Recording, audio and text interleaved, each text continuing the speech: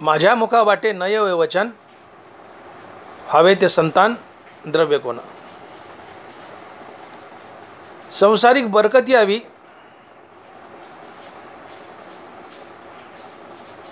हे कल्याण नसतं. ते कल्याणच नसते, ते अकल्याण आहे. ते जन्ममानाच्या फेऱ्यात बांधतं. संत तुमचं कल्याण करतात. जगाच्या कल्याणा संतांच्या विभूती.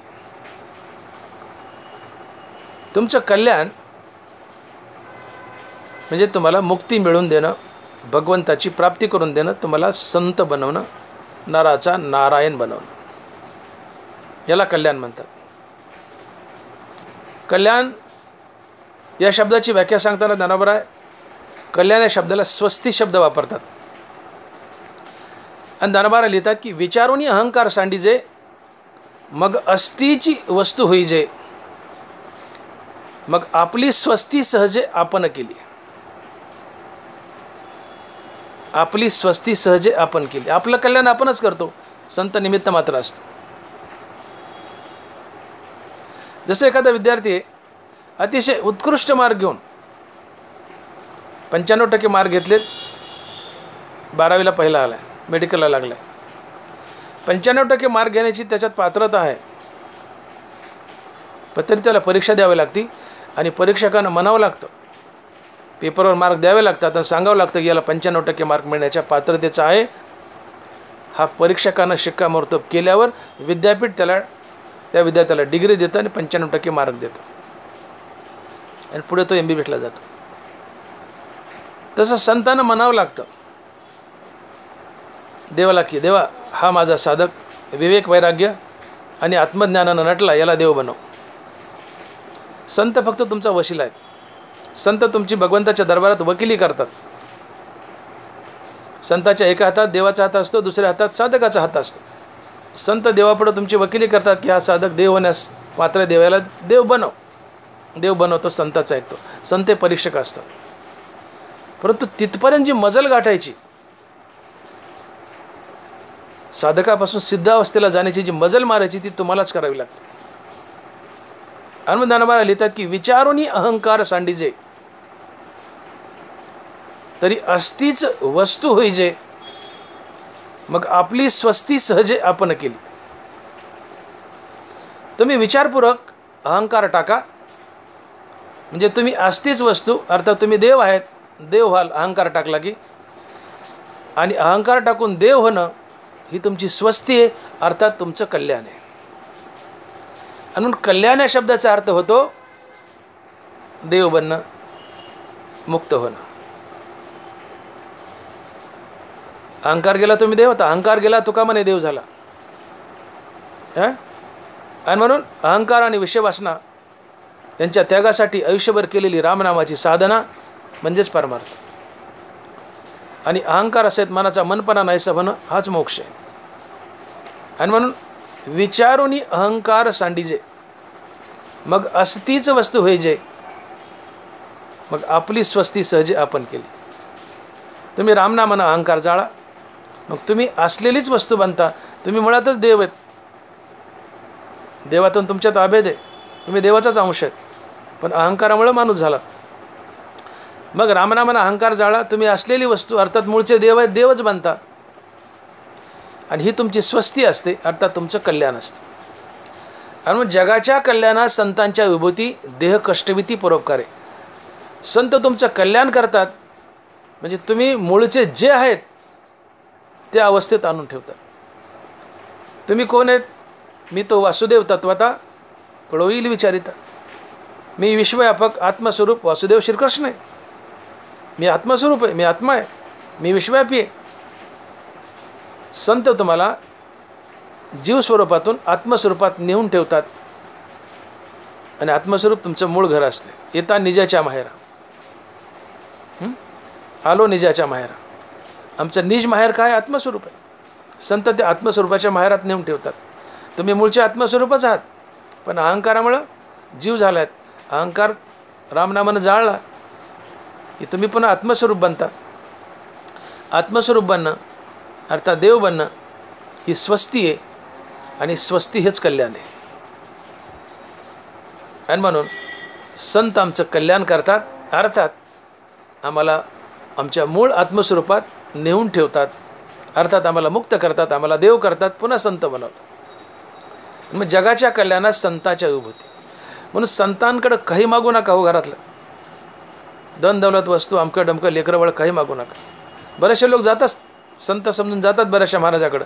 ते घंट्या भरून देतात, अंगारा देतात, नारळ देतात, बुका देतात, काही देतात, बरंच गंडादोरी करतात. ते संतच नसतात. कोण संत? तेची संत, तेची संत ज्यांचा हेत विठ्ठली, नेनती काही टानाटोना नामस्मरणावाचं. सकारात्मक सांगितलं निळोबरायाने की तेची संत, तेची संत ज्यांचा हेत विठ्ठली, ज्यांच्या जगण्याचा एकच हेतू काय? विठ्ठल नाम.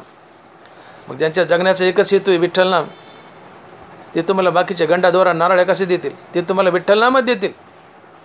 खऱ्या संताकडे तुम्ही गेले आणि काही मागितलं तर ते म्हणतील बाबा विठ्ठल नाम घे, विठ्ठल नामानं तुझं तुला सगळं मिळून जाईल. काय नव्हे केले एका चिंतिता विठ्ठल, तुझं तुला विठ्ठल नामानं मिळून जाईल, तुझं तुला विठ्ठल नामानं मिळून जाईल, विठ्ठल नाम घे. मग संत तुम्हाला विठ्ठल नामच घ्यायला लावतो, दुसरं काय नाही. का तू विठ्ठल नामच घेत असतो, विठ्ठल नामासाठी जगतो. विठ्ठल नामे ध्येय, ज्याचं ध्येयच जगण्याचं विठ्ठल नाम आहे, तो तुम्हाला विठ्ठलच देईल, विठ्ठल नामच घ्या म्हणेल. मग संत तुम्हाला मधलं आलतू फालतू काही देत नाही संसारातलं. संत दिलं तर डायरेक्ट कल्याणच देतो, डायरेक्ट कल्याण करतो. जशी गीता श्रवणे अर्थे पाठे गीता निधी मोक्षार होते, श्रवणे पाठे अर्थे गीता निधी मोक्षार होते, जसा समर्थदाता कवनाते नास्ती न म्हणे. गीता संसारातलं अलीकडचं अडतूस पडतूस ते देऊ शकते, पण ती त्याला हात घालत नाही, ती डायरेक्ट तुम्हाला मोक्षच देते. तुम्ही सांगा, वाचा, ऐका, काही करा, पण एकच गीतेचं मोक्ष. श्रवणे पाठे अर्थे गीता निधी मोक्षार होते, जसा समर्थदाता कवनाते नास्ती न म्हणे. जशी गीता डायरेक्ट तुम्हाला मुक्तीच देते, ती वाचा, सांगा, ऐका, काही करा, तिचं फळ एकच आहे, डायरेक्ट मुक्ती. तसं संतही तुम्हाला अलीकडचं फडतूस काही देत नाही, डायरेक्ट मुक्ती देतो, तुमचं कल्याणच करतो. आणि म्हणून संत महान आहे. जगाच्या कल्याणा संताच्या विभूती. विभूती या शब्दाचे दोन अर्थ होतात. विभूती म्हणजे अवतार आणि विभूती म्हणजे भगवंताचं प्रतिरूप.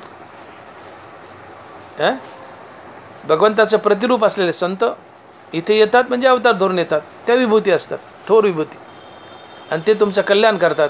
काय करतात? तुम्हाला मुक्ती देतात, जन्ममरणाच्या फेऱ्यातून बाहेर काढतात, देव बनवतात किंवा त्याच्या पुढचा संत बनवतात. आणि संत पदे विश्वातील सगळ्यात मोठं पद आहे, सगळ्यात मोठं पद आहे. देवाच्या कृपेने संत देवापेक्षाही मोठे असतात. आणि म्हणत तुकोबारा लिहितात की तुका म्हणे आम्ही देवाहुनी बळी, तुका म्हणे आम्ही देवाहुनी बळी, राहिलो निराळी टाकून या आशा. संत देवाचे लाडके असतात, संत देवाच्या कृपेने देवापेक्षाही मोठे असतात. आणि ते संतपद मिळवणं म्हणजे कल्याण आहे. आणि संत तुम्हाला संतच करतात, आपणासारखे करीती तात्काळ नाही काळ वेळ तयार लागे. संत तुम्हाला संतच बनवतो आणि संतपद हे हरिपदापेक्षाही मोठं आहे. अर्थात देवाच्याच कृपेने, देवाच्या कृपेने, हे लक्षात ठेवायचं. आणि तुम्ही मुक्त होणं हे कल्याण आहे, अर्थात तुम्ही देव होणं हे कल्याण आहे. पण त्याच्या पुढचं अजून एक मोठं कल्याण आहे, तुम्ही संत होणं हे खरं कल्याण आहे. आणि मग आपणासारखे करीती तात्काळ नाही काळ वेळ तयार लागे. संत तुम्हाला संतच करतात आणि संतांनी तुम्हाला संत करणं हे कल्याण आहे, ना की संसारातल्या आलतू फालतू वस्तू देणं. आणि म्हणून जगाच्या कल्याणा संताच्या विभूती. तुम्ही बघा, ज्ञानोबराय संताचं वर्णन करताना लिहित आहेत, पुरुषार्थ सिद्धी चौथी घेऊन आपल्या हाती, निघाला जो भक्तिपंथी जगा देतो. नीट ऐका होईल, पुरुषार्थ सिद्धी चौथी घेऊन आपल्या हाती, निघाला भक्तिपंथी जगा देतो. चौथा पुरुषार्थ अर्थात मोक्ष हातात घेतो आणि असा लोकांना आवाज देतो, मोक्ष घ्या कोणी, मोक्ष घ्या कोणी. जसं देव घ्या कोणी, देव घ्या कोणी, आयता आला घर पुसुनी, तसे संत म्हणतात मोक्ष घ्या कोणी, मोक्ष घ्या कोणी, आयता आला घर पुसुनी. पुरुषार्थ सिद्धी चौथी घेऊन आपल्या हाती, रिगाला भक्तिपंथी जगा देतो.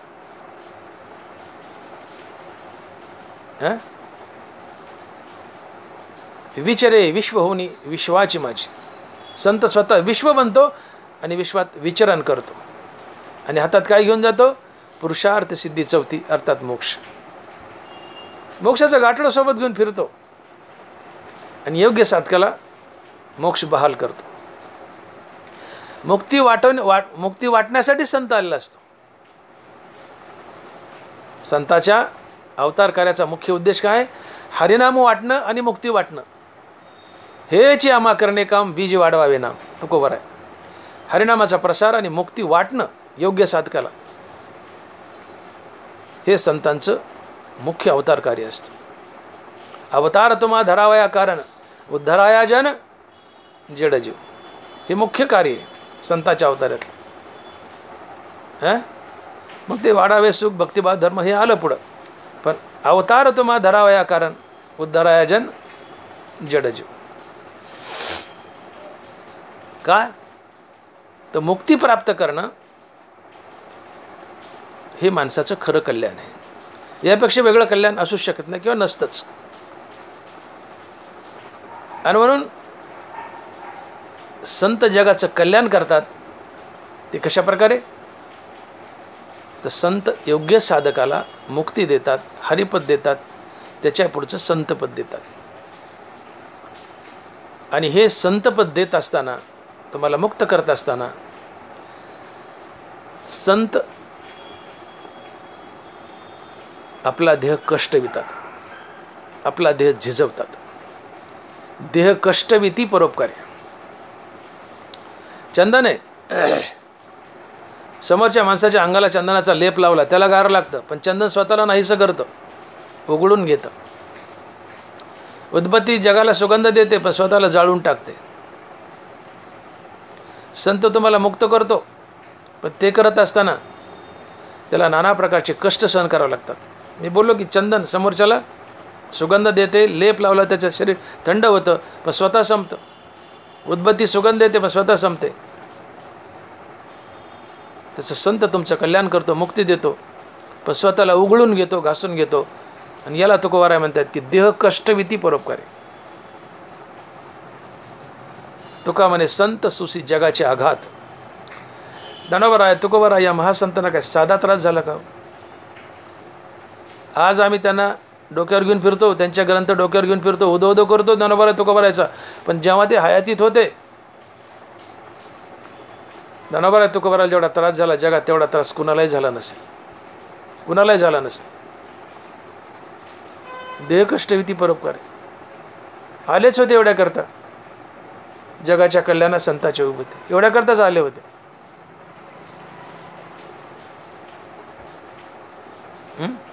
जो जगासाठी जगतो तो संत असतो, स्वतःसाठी जगतो तो साधारण जीव असतो. जो जगाचा संसार करतो तो संत असतो, जो स्वतःचा संसार करतो तो साधारण जीव असतो. संत जगतोच फक्त परोपकारासाठी. हे तो उपकारासाठी आले गरजा वैकुंठी. तुका म्हणे आता उरलो उपकारापुरता. एक साधू नदीवर स्नान करतोय पावसाळ्याचे दिवस. नदीला पूर येऊन गेलेला आहे, धार स्वच्छ झाली आहे आणि खळखळ खळखळ धोधो पाणी वाहत आहे. साधू स्नान करतोय, बाजूला 4-2 लोक स्नान करतायत. अचानक त्या पाण्याच्या प्रवाहात एक विंचू वाहत चालला होता. तो विंचू त्या साधूनं पाहिला. साधू धावत गेला आणि त्याने तो विंचू पाण्यासहित वंजळीत घेतला. तर जात विंचवाची. त्यांनी खनखन नांगी हल्ली, खनखन नांगी हल्ली, दिला ठोका ठेवून. साधूच्या हाताला मुंग्या आल्या, तो विंचू पाण्यात पडला. पण साधूच तो विंचू पुन्हा प्रवाहात वाहू लागला. साधू पुन्हा धावला, पाण्यासहित वंजळीत पुन्हा विंचू घेतला. विंचूनं पुन्हा नांगी मारली, विंचू खाली पडला, मुंग्या आल्या. पुन्हा वंजळीत घेतल्या पाण्यासहित, विंचूनं पुन्हा नांगी मारली, खाली पाण्यात पडला. विंचू नांग्या मारत होता. साधू पुन्हा पुन्हा त्याला वंजळीत घेऊन काठावर नेऊन सोडण्याचा प्रयत्न करत होता. तेवढ्यात बाजूला स्नान करणारे 4-2 जे लोक होते ते म्हणले, साधू महाराज तुम्ही काय वेडेत का हो? जाऊ द्या ना, मरू द्या ना त्याला. तुम्ही त्याला वाचवण्याचा प्रयत्न करताय, ते तुम्हाला पुन्हा पुन्हा नांगी मारताय. तुमच्या अंगाचा दाह व्हायला आहे. तुम्हाला काय समजतं का नाही? विष चढलं तर तुम्हालाच काय होईल, मरू द्या, जाऊ द्या म्हणले त्याला. साधू म्हणतो, बाबानो, चावणं हा विंचवाचा स्वभाव, चावणं हा विंचवाचा स्वभाव, पण उपकार करणं हा माझा स्वभाव. मी जर उपकारच करायचा सोडून दिला तर मी साधू कसला. तुका म्हणे, आता उरलो उपकारापुरता, उरलो उपकारापुरता. जगाने त्रास देत राहावा, साधूने उपकारच करत राहावा. अपकार करणाऱ्यावर उपकार करतो तो साधू असतो, अपकार करणाऱ्यावर उपकार करतो तो साधू असतो. उपकार करणाऱ्यावर तो उपकार कोणी करल परतफेड म्हणून, पण अपकार करणाऱ्यावर उपकार करतो तो साधू असतो. विंचू नांग्या मारतोय, अपकार करतोय, साधू त्याच्यावर उपकारच करतोय त्याला वाचवण्यासाठी. ही साधूची जात आहे. तो का म्हणे, आता उरलो उपकारापुरता. तेवी वनमत्त जगे जया खंती न लगे, तेवी उन्मत्त जगे जया खंती न लगे, आणि जयाचेनी अंगे न शिनेजे लोक. ज्ञानोबा आहे. जग उन्मत्त आहे, ते त्रास देणारच. जग उन्मत्त आहे, त्रास देणारच. तरी साधूला जग हवावंच आहे, हवावंच आहे. साधू जगतोच परोपकारासाठी, स्वतःसाठी जगतच नाही. स्वतःसाठी जगतो तो साधारण जीव, जगासाठी जगतो तो साधू असतो, संत असतो. येतो उपकारासाठी आले घर जावे कुंडे, देह कष्टविती परोपकारी. साधं कष्ट नाही महाराज. संतपणात संताचे गुण तर जीवनात ठेवावेच लागतात. ते निखळ विवेक वैराग्य तर पाळावंच लागते. ते पाळताना साधा त्रास नाही, इंद्रिय आवरावे लागतात, हां, जितेंद्रिय व्हावं लागतं, काम करून मारावे लागतात. अनेक अनेक गोष्टी आहेत, सोपं नाही आहे संसार जिंकणं किंवा साधू होणं. हरिनामाचा प्रसार करणं, हेची आम्हा करणे काम, बीज वाढवावे नाम. सोपं आहे का? एखाद्याला म्हटलं हरिनाम घे, तर तो म्हणतो मी घेईन नाही घेईन, तुला काय करायचं आहे? आपण म्हणू कर काळा तिकडे जा, नको घेऊ. पण साधू तसं करणार नाही. करूनच आहे असं शिकविती. त्याच्याजवळ जातील, त्याच्या पाठीवर हात फिरतील. नाही बाबा, ये बाबा, घे बाबा, हरिनाम घेतल्या कल्याण होतं, मोक्ष मिळतो, घे हरिनाम. देह कष्टविती परोपकारी, ही साधूची जात आहे. का तर अखंड भूत हिते रहता, हे विश्वाची माझे घर, अशी मती जयाची स्थिर, किंबहुना चराचर आपणच झाला. तो चराचर बनलेला असतो, विश्वातली प्रत्येक वस्तू बनलेला असतो. का तो आत्मा बनलेला असतो, अद्वैतात जगत असतो. आणि म्हणून विश्वातील प्रत्येक वस्तू माझा बहीण भाऊ आहे असं समजून मागतो. आणि मग आपण जसं आपल्या सख्या बहीण भावाचं हित व्हावं, कल्याण व्हावं या दृष्टीने विचार करतो, तसं पूर्ण विश्व त्याचं कुटुंब आहे. आणि म्हणून पूर्ण विश्वाचा उद्धार व्हावा, जन्ममरणाच्या फेऱ्यातून बाहेर पडावं, यामुळे तो स्वतःचा जीव झिजवतो आणि तुमच्या मुखात हरिनाम देतो, तुम्हाला मुक्ती देतो. आणि मुक्ती देत असताना त्याला अपार कष्ट पडतात, संताला अपार कष्ट पडतात. परोपकार करताना, तुमचा उद्धार करताना, कल्याण करताना त्याला कष्ट पडतात, झिजावं लागतं. आणि म्हणून देह कष्टविती परोपकार आहे. जगाच्या कल्याणात संताच्या विभूती, देह कष्टविती परोपकार आहे. असे संत जे मुक्त आहेत, आम्ही वैकुंठवासी आलो याच कारणाशी, ज्यांचं घर वैकुंठात आहे किंवा ज्यांचं घर आत्मस्वरूपात आहे, त्यांना गरज नाही खाली येण्याची. पण संत दयाळ दयाळ, ते दयाळू असतात, कृपळ असतात, म्हणून अवतार धरतात आणि खाली येतात. एकच उद्देश, तुमचं कल्याण व्हावं, तुम्हाला मुक्ती मिळावी, तुम्हाला संतपद मिळावं. एवढ्याकरता संत अवतार धरतात, एवढ्याकरता संताच्या विभूती असतात. आणि तुमचं कल्याण करत असताना, हरिनामाचा प्रसार करत असताना त्यांना नाना प्रकारचे कष्ट पडतात. ते देह तुमच्यासाठी झिजवत असतात. आणि जगाच्या कल्याणात संताच्या विभूती, देह कष्टवती परोपकार आहे. संत अवतार धरून येतात, मुक्ती देऊन तुमचं कल्याण करतात. तुम्हाला मुक्ती देत असताना त्यांना कष्ट पडतात, देह झिजवतात. हे सगळं का करतात? तर भूतांबद्दल, प्राणीमात्राबद्दल संताच्या अंतकरणात दया असते. ही अभंगाच्या 4थ्या चरणात. आणि महाराज लिहितात की भूतांची दया हे भांडवल संता, आपली ममता नाही देही. भूतांची दया हे भांडवल संता, आपली ममता नाही देही. संत अवतार धरून येतात, अवतार कार्य करतात. वाढावया सुख भक्तिभाव धर्म कुळाचार नाम विठोबाचे. अवतार तुम्हा धरावा या कारण उद्धराजन जडजीव. तुमचं कल्याण हवं, तुम्हाला मुक्ती मिळावी, हरिनामाचा प्रसार व्हावा, इथं सुखशांती नांदावी, धर्म नांदावा, विठोबाच्या नामाचा प्रसार व्हावा, सगळं यासाठी अवतार धरून येतात. प्रमुख कार्य तुमचं कल्याण हवं, तुम्हाला मुक्ती व्हावी, तुम्हाला मुक्ती मिळावी, संतपद मिळावं, यासाठी संत अवतार धरून येतात. आणि आपलं शरीर कष्ट होतात, झिजवतात परोपकारात. हे सगळं का करतात? तर संताच्या अंतकरणात प्राणी मात्राबद्दल दया असते आणि म्हणून ते पुन्हा पुन्हा अवतार धरून भूलोकावर मृत्यूलोकात येतात आणि तुमचं मुक्त करून कल्याण करतात. संत दयाळ असतात. तेची संत जाना जगी, दया क्षमा ज्यांचे अंगी. अलग लक्षात. भक्तीचे ते वर्म जयाचे हरी, भक्तीचे ते वर्म जयाचे हाती, दया घरी शांती क्षमा दया. ज्याच्या तोंडात देवाचं नाव त्याच्या जीवनात दया असते. भक्तीचे ते वर्म जयाचे हाती, दया घरी शांती क्षमा दया. ज्याच्या तोंडात देवाचं नाव फक्त त्याच्याच हृदयात दया. नाथ महाराज म्हणाले, दयेसी स्वतंत्र जन्म नाही, जे तो उपजे तो साधू पाही. दयेला स्वतंत्र जन्मच नाही. दया हरिनामाच्या आश्रयाने जगते. ज्याच्या तोंडात देवाचं नाव त्याच्या हृदयात दया वास करते. दयेसी स्वतंत्र जन्म नाही, जे तो उपजे तो साधू पाही. साधू नामधारक असतो, साधूच्या मुखात नाम असतं आणि म्हणून साधूच्या किंवा या नामाच्या आश्रयाने दया जगते. आणि मग ज्याच्या मुखात हरिनाम फक्त त्याच्याच हृदयात दया. आणि ज्याच्या हृदयात दया त्याच्या जीवनात धर्म अर्थात नीतिमूल्य. आणि जिथं नीतिमूल्य आणि धर्म नांदतो तो समाज सुखी असतो, प्रगती करतो. दया ते तर धर्मो, धर्मो ते तर सुखागमो, सुखी पुरुषोत्तम असे जैसे.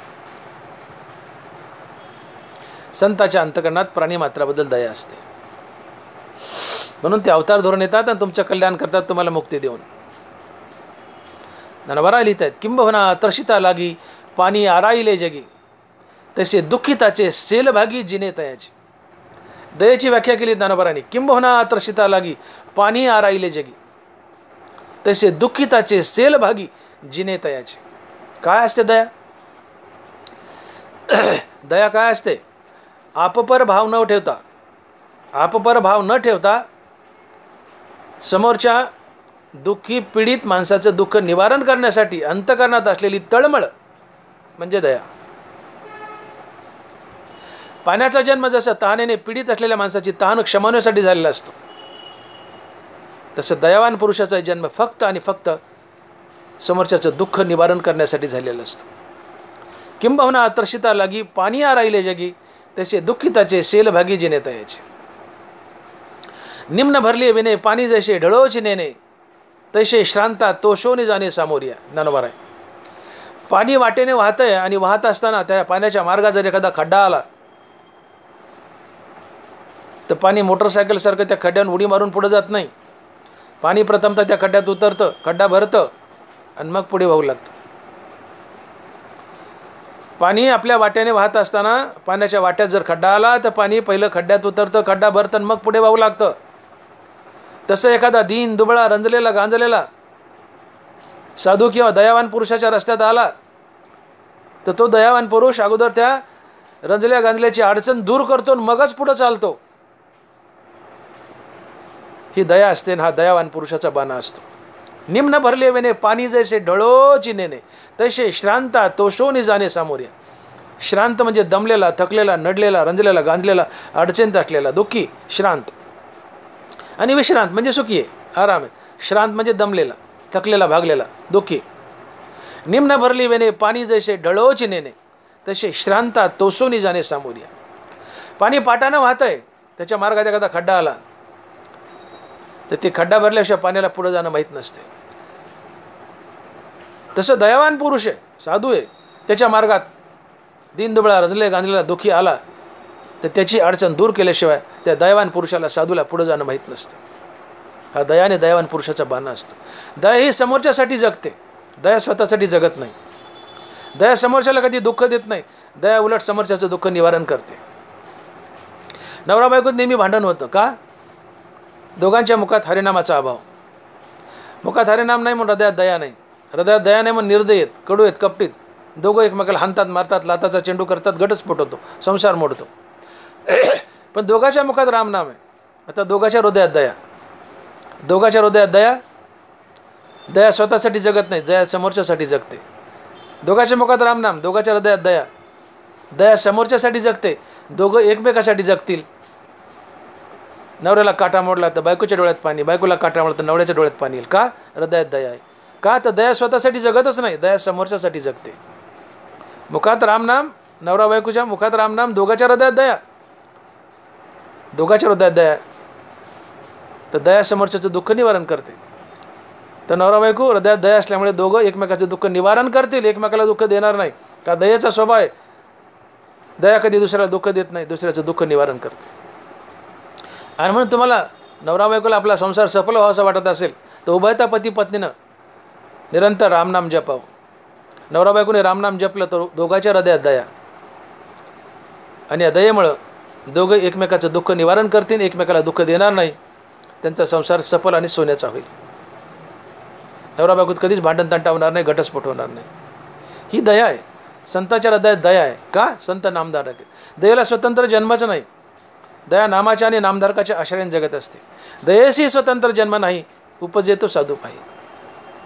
हां, आणि मग भगवंत म्हणतायत दयावान पुरुषाचं ऋण, त्या ऋणातून उतरायचं, ऋणातून उतराय व्हायचं देवाला. दयावान पुरुषाच्या, दयावान पुरुषाचं देवावर ऋण होतं. धनवारा लिहित आहेत ज्ञानेश्वरीत, तो पुरुष वीर राया मूर्तिमंत जान दया. तो पुरुष वीर राया मूर्तिमंत जान दया, ते उदय जताची तया मी ऋणिया लावे. तो पुरुष वीर राया मूर्तिमंत जान दया, ते उदय जताची तया मी ऋणिया लावे. एखाद्या माणसाच्या हृदयात दया जागी झाली रे झाली की देव त्याचा ऋणी होतो. एखाद्या माणसाच्या हृदयात दया जागी झाली रे झाली की देव त्याचा ऋणी होतो. कारण दयावान माणूस जगातील कोणत्याही माणसावर उपकार करत असेल तर त्यांनी केलेला उपकार त्या माणसावर नसून देवावर असतो. आणि म्हणून तुम्ही समोरच्या माणसाला दान दिलं, त्याच्यावर उपकार केला, दया दाखवली, तर तो उपकार देवावर असतो. तुमच्या उपकारानं तो मनुष्य नाही, देव ऋणी होतो. मनुष्य तर होईल पण खऱ्या अर्थानं देव ऋणी होतो. ते उदय जताची तया मी ऋणिया लावे. तो पुरुष वीर राया मूर्तिमंत जान दया, ते उदय जताची तया मी ऋणिया लावे. ज्याच्यावर हृदयात दया जागी झाली तो सगळ्यावर दया करत जातो, उपकार करत जातो. आणि ज्यांच्यावर उपकार केला आहे तो उपकार त्यांच्यावर नसून देवावर असतो. देव तुमचा ऋणी होतो. इतकी दया मोठी. आणि संत आमच्यावर जी दया करतात मुक्ती देण्याची, तर संताचा आमच्यावर उपकार आहेच आहे, पण खरा उपकार देवावर आहे. देव म्हणतं मी ऋणी होतो. इतकी दया मोठी. तो पुरुष वीर राया मूर्तिमंत जान दया, उदय जताची तया मी ऋणिया लावे. दयावान पुरुषाचं देवावर ऋण असतं. दयावान पुरुषाने जगावर ऋण केलंय, दयावान पुरुषाने जगावर ऋण केलंय, पण खऱ्या अर्थाने देवावर केलंय. कारण जगत देव आहे. नर नारी बाळे अवघा नारायण, ऐसे माझे मन करी देवा. आता दया ते ऐसी पूर्ण चंद्रिके जैसी, निभविता न कडसी साने थोर. चांदणं कधी म्हणत नाही मी श्रीमंताला शीतलता देईल, गरीबाला देणार नाही, गोऱ्याला शीतलता देईल, काळ्याला देणार नाही. नाही नाही नाही. आता दया ते ऐसी पूर्ण चंद्रिके जैसी, निभविता न कडसी साने थोर. चांदण्यापाशी जसा भेदभाव नाही लहान मोठ्याचा, सगळ्यांना उदार अंतकरणाला चांदणं प्रकाश देतं, शीतलता देतं, तसं संत लहान मोठा हलका भारी उच नीच कोणी असो सगळ्यांवर उपकार करतो, दया वाटतो, त्यांचं कल्याण चाहतो. ही दया आणि दयावान पुरुषाचा बाणा असतो. आणि म्हणून संत जे अवतार घेत आहेत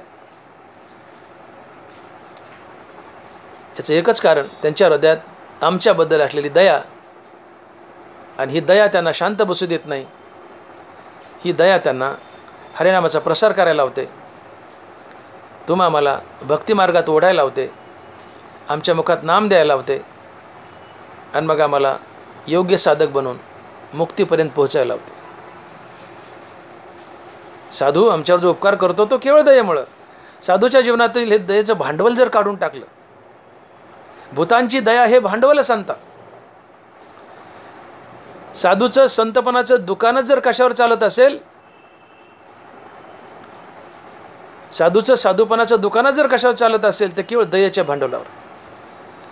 संताच्या साधूच्या जीवनातून दया जर वगळली, मायनस केली, तर संत संतच राहत नाही. आणि म्हणून भूतांची दया हे भांडवल संत. संताला आपला संतपणा टिकून ठेवायचा आहे, तो एकाच भांडवलावर, दयेच्या भांडवलावर. आणि ही दया त्यांना वैकुंठातून खेचून आणते, अवतार घ्यायला लावते आणि तुमचं कल्याण करायला लावते. मग जगाच्या कल्याणात संताच्या उभती, देह कष्टविधी परोपकारे. का?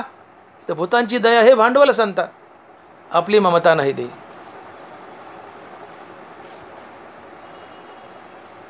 प्राणीमात्रावर उपकार करण्यासाठी, त्यांना मुक्त करण्यासाठी ही दया संतांना अवतरित करते. आणि हे करत असताना संतांना आपल्या देहाचं ममत्व नसतं. या देहावरी उखिता ऐशापरी, या देहावरी उदासो ऐशापरी, उखिता जैसा बिडारी बैसलास. धनवारा लिहितात. ममत्व, देहाचं ममत्व कसं गेलं तर संताचं, आपली ममता नाही देई. ममता म्हणजे देहाची आसक्ती. मी देह आणि देह संबंधीने माझं देहावर केलेलं प्रेम, ती ममता आहे. महात्म्याचं लक्षण आहे. या देहावरी उदासू ऐशापरी, उखिता जैसा बिडारी बैसलास. तुम्ही प्रवासात आहेत आणि तुमच्यापाशी सामान आहे, बाजूला एक माणूस आहे, तो त्याच्या एसटीची वाट पाहतोय, तुम्ही तुमच्या एसटीची वाट पाहतायत. टाईम झाले दोघांच्या एसटीचे. तेवढ्यात तुम्हाला लघवी आली. तुम्ही त्याला म्हणताय माझ्या सामानाकडे लक्ष दे, मी 5 मिनिटात लघवी शंकेला जाऊन आलो, लघवीला जाऊन आलो. तुम्ही लघवीला जाता तेवढ्यात त्या माणसाची गाडी येते. ती गाडीत बसता निघून जातो. तुमचं सामान तसंच पडले, चोरं उचलून नेतात. का तर तो उदास आहे तुमच्या सामानाबद्दल, त्याला काय घेणं देणे, राहून जाऊ, त्याची गाडी आली गेला. तो जसा दुसरा माणूस तुमच्या सामानाबद्दल उदास आहे, तसे संत आपल्या देहाबद्दल उदास असतात. या देहावरी उदासो ऐशापरी, उखिता जैसा बिडारी बैसलास. संत आपल्या देहावर उदास असतात, देहाचं ममत्व नसतं. देह जावो अथवा राहो, पांडुरंगी दडभाव. म्हणजे ज्याचं देहाचं ममत्व गेले तो संत असतो. आणि म्हणजे ज्याला देहावर ममत्व आहे ते मेलं तरी तुम्हाला त्रास देतं. संताचं ममत्व गेलंय जिवंतपणे, पण आम्ही मेले तरी आमचं ममत्व सोबत घेऊन जातो. आणि मग मरताना किंवा जिवंतपणी आम्हाला जे हवं आहे ते मिळालं नसेल तर आमचा आत्मा त्या कुटुंबियांना त्रास देऊ लागतो. संसारात इडापिडा येतात, अडचणी येतात. मग तुम्ही ब्राह्मणाकडे जाताना ब्राह्मण म्हणतो नारायण नागबळी करा, नारायण नागबळी करा, पितृदोष आहे. ते पितृ मेलाय, बाप मेलाय, पण मरताना देहाचं ममत्व घेऊन गेलाय. या देहाला काही कमी जास्त पडले, ती वासना आशा घेऊन गेलाय आणि ती पुरी व्हावी म्हणून तुमच्या मागं लागतो, तुम्हाला त्रास देतो, इडापिडा देतो. मग ब्राह्मण म्हणतो नारायण नागबळी करा. हे आम्ही आहेत, मेलं तरी जीवाचं ममत्व आमच्यासोबत जातं आणि आम्ही कुटुंबियांना त्रास देतो आणि नारायण नागबळी करायला होतो. संत तसे नसतात. संत जिवंत आहेत, देहात आहेत, देहात असतानाच ममत्व गेलं आहे. आम्ही मेलो तरी ममत्व आमच्यासोबत आहे, म्हणून आम्ही जीव आहे. ज्याचं जिवंतपणे ममत्व गेलं आहे तो संत आहे. आणि मी माझी आईशी आठवण विसरले जायचे अंतकरण, पार्था तो संन्यासी जाण निरंतर. पार्था तो संन्यासी जाण निरंतर. मी तू हे भाषणेने माझे काहीच न म्हणे, सुख दुःख भोगणे नाही जया. ज्याचं मी देह आणि देह संबंधीने माझं गेलंय, अर्थात अहंकार गेलाय, तो निरंतर संन्यासी असतो. संत संन्यासी असतात. देहाचं ममत्व गेलंय, मी माझं गेलंय. आणि मी माझं जाणं म्हणजे ममत्व जाणं. मी देह नसून आत्मा आहे या बोधावर आरूढ होणं. आणि मग संताचं ममत्व गेलं असतं, त्यांना आपल्या देहाबद्दल ममत्व नसतं. त्याचा देह गेला काय राहिला काय ते उदास असतात. त्यांना फिकीर असते तुमच्या देहाची, तुमच्या कल्याणाची. आणि मग भूतांची दया हे भांडवल संता, आपली ममता नाही दे. संताच्या अंतकरणात समाजाबद्दल दया आहे. ही दया त्यांना अवतार धरायला लावते, शांत बसू देत नाही, हरिनामाचा प्रसार करायला लावते, आणि योग्य साधकांना मुक्ती द्यायला लावते. हे करताना साधकाच्या शरीराला पीडा होते, कष्ट होते, तरी ते सहन करतात. का? ते दयाळू असतात. आणि म्हणून जगाच्या कल्याणा संताच्या विभूती देह कष्टविती परोपकारे. का? तर भूतांची दया हे भांडवल संता आपली ममता नाही देही. आणि हे सगळं करत असताना तुकोबाराय पुन्हा साधूचं लक्षण सांगतात शेवटच्या चरणात की तुका म्हणे सुख परावी सुखे अमृते मुखे स्त्रवत असे. तुका म्हणे सुख परावी सुखे अमृते मुखे स्त्रवत असे. तुकोबारायनी आपण म्हणलं ना, एक मनुष्य समुद्र तळ्यापाशी गेला, मोठं तळ आहे, पाणी प्यायला गेलाय, पण ते तळं पाहून घाबरला. मला एवढं मोठं पाणी कसं पिऊ? पळत सुटला माघारी. बाजूला माणूस होता, म्हणला सगळं कोण पी म्हणताय तुला, त्यातलं तांब्यावर पी ना. तसे समोरचे म्हणले तुकोबाराय साधूचा महिमा सांगा. तुकोबाराय म्हणले सांगता येत नाही, शब्दात बसत नाही. अहो म्हणले नाही बसत तर 4-2 लक्षणं सांगा. ती 4-2 लक्षणं तुकोबाराय सांगतात. त्यात पहिलं म्हणतात संत परिसासारखे महान आहेत. पहिलं लक्षण संत कल्याणकारी आहेत. का? तर जगाचं कल्याण करतात. कसं? त्यांना मुक्ती देऊन. संत परोपकारी आहेत. हे तिसरं लक्षण. संत दयाळू आहेत आणि संताला आपल्या देहाची ममता नसते. इतकी लक्षणं सांगितली. आणि शेवटच्या चरणात लक्षण सांगतायत की तुका म्हणे सुख परावी सुखे अमृत हे मुखे स्त्रवत असे.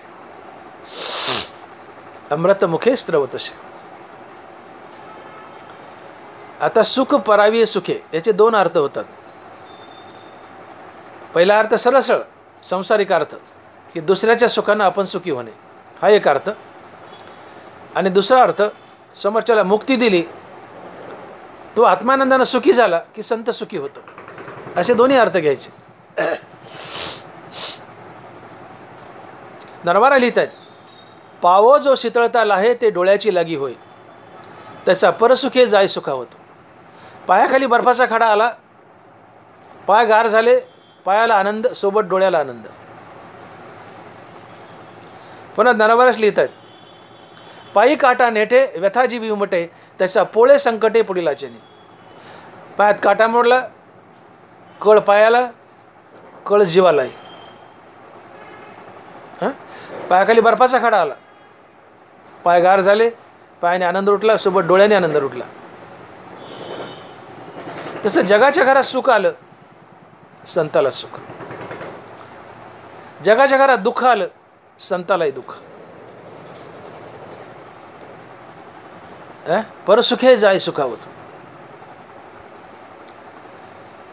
साधारण मनुष्य समोरच्याचं शेजाऱ्याचा मुलगा जर MBBSला लागला तर आमचा जळफळाट होतो, खपत नाही आम्हाला. आम्ही म्हणतो कॉप्या केल्या असतील, पेपर फुटला असेल, पैसे दिले असतील, बस झालं बी डॉक्टर, त्याचा दवाखाना चालतोय का, बँकेचं कर्ज फिटतंय का, अरे तुला करायचं काय, तुला घेणं काय.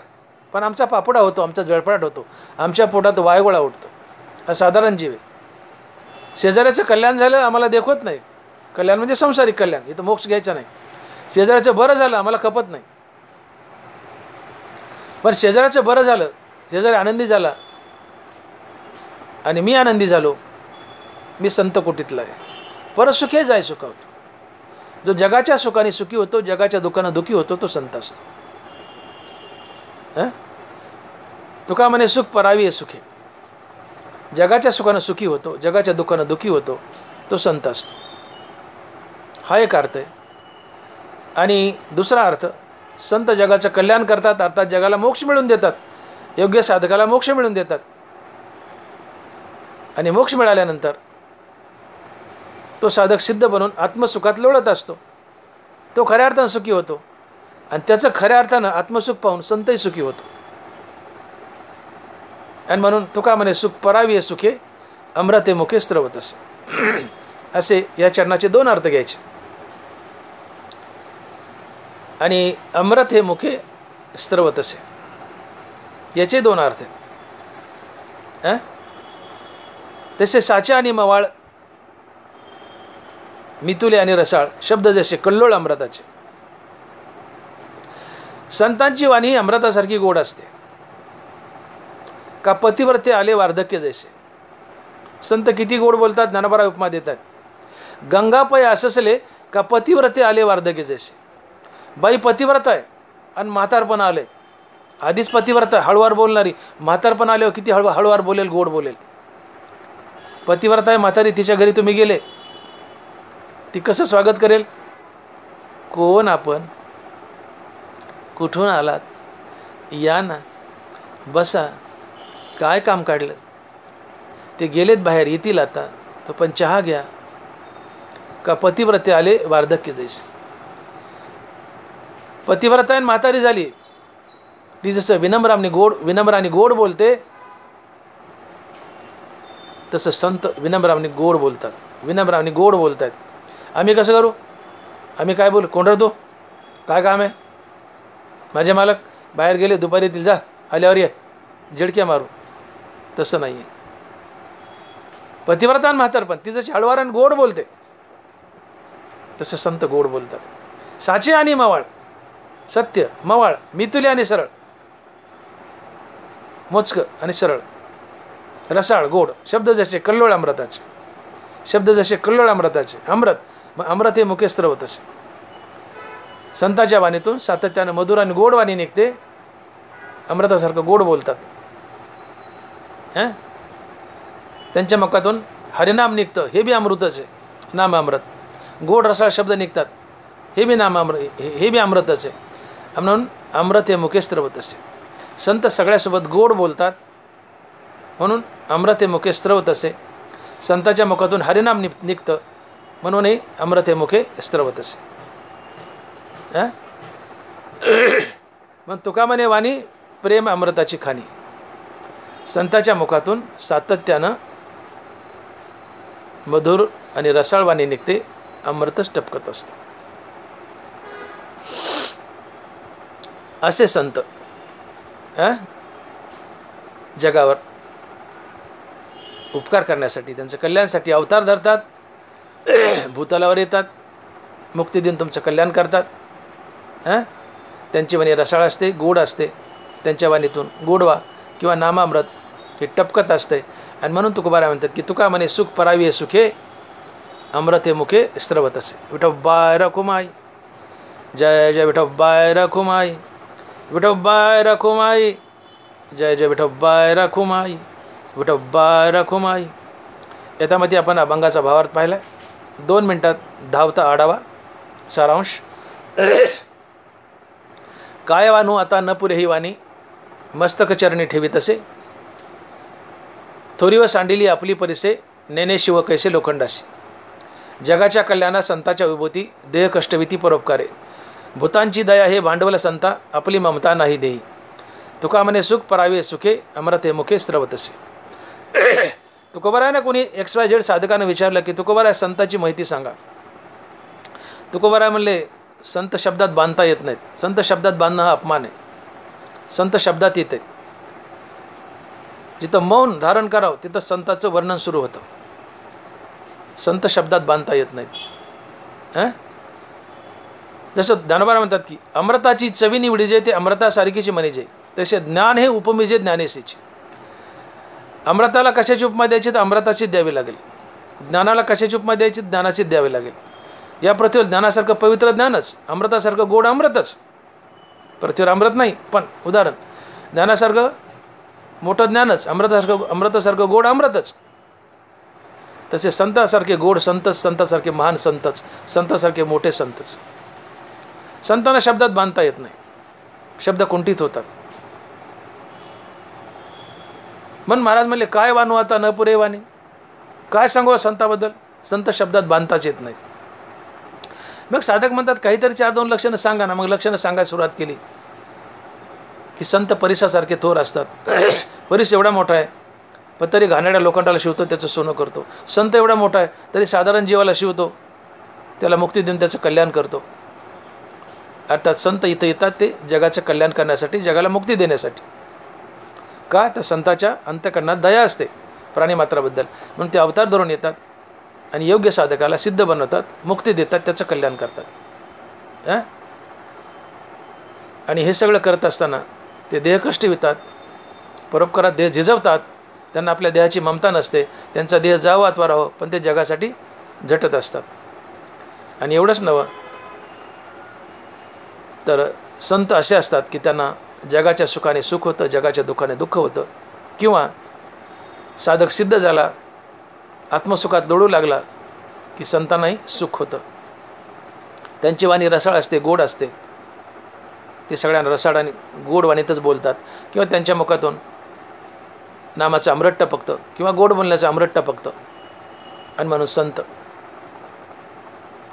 जे बोलतो त्याची वाणी रसाळ गोड असते, त्याच्या मुखातून नाम अमृत टपकतं. अशी एकूण मोजकी 5-6 लक्षणं तुकोबारांनी संताची अभंगात सांगितली आहेत. पण तरीही संत काय असतो हे सांगताना तुकोबाराय स्पष्ट बोलून जातात की काय वानू आता न पुरे वाणी. बाबा तुम्ही सांगा म्हणतायत, पण काय सांगू संताबद्दल. मी जसं म्हणलं की एखाद्या मोठ्या धनाढ्य माणसात लग्न झालं, कोटीत खर्च केला, आणि कोणी विचार लग्न कसं झालं, काय सांगावं काय सांगावं, आता ते कसं लग्न झालं, बाबा बाबा नुसतं बाबा बाबा काय सांगावं, शब्द फुटत नाही, शब्द कुंठित होतात. तसं संतांचं वर्णन करताना, महिमा सांगताना शब्द सापडतच नाहीत. संतांचं वर्णन करण्यासाठी शब्द तयारच झाला नाही. असे संत असतात. मग चुपचाप आपल्या त्यांच्या चरणावर मस्तक ठेवा आणि त्यांचा आशीर्वाद घ्या. आणि म्हणून महाराज म्हणतात की काय वानू आता न पुरे ही वाणी, मस्तक चरणी ठेवीत असे. ज्ञानेश्वर माऊली ज्ञानराज माऊली तुकाराम, ज्ञानेश्वर माऊली ज्ञानराज माऊली तुकाराम. जय विठ्ठल जय जय विठ्ठल, बोलिलेले कुरे वेळी वाकुडी उत्तरे. करा क्षमा अपराध महाराज तुम्ही सिद्ध, नाही विचारीला अधिकार मी आपुला.